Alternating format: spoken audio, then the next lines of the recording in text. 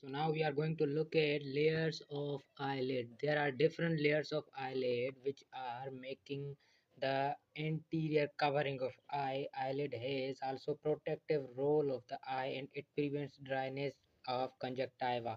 So there are different layers of eyelid like skin, subcutaneous tissues, striated muscles, orbicularis oculi, muscles, muscular connective tissue layer, fibrous layer, molar layer, and last one is conjunctiva, which is forming the palpebral conjunctiva. So these are different layers of eyelid which are making the eyelid or anterior covering of eye. Okay, so there are different lymph nodes supply to the eyelid like pre-auricular lymph node, mandibular lymph node. Eyelids drainage of lymph node are from pre-auricular and mandibular lymph node. Now the nervous supply is from C3 and C7.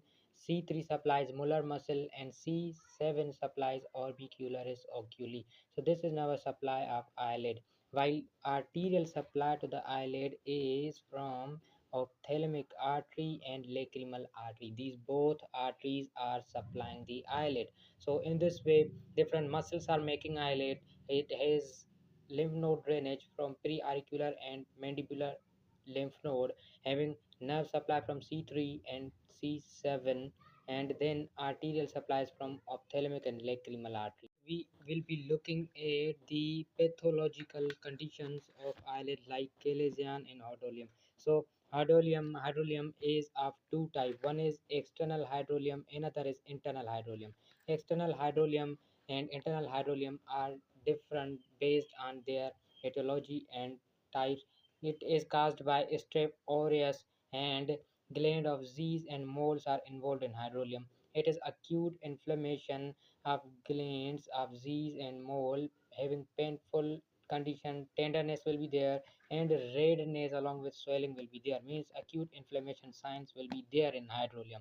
While in chalazion, acute inflammation signs are not present, and chalazion is inflammation of lipogranuloma of meibomian gland having multiple these can be multiple in number because of pus, and then we have to evacuate that pus. And for pain we have to give analgesics for pain, and for tenderness we have to give warm compressions along with steroid in order to decrease the inflammation. So in this way we can treat the hydrolium.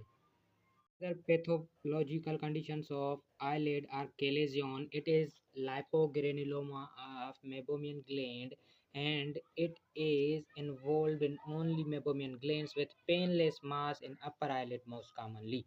So it is not acute inflammation type, and there is no any pain or tenderness with redness in this condition.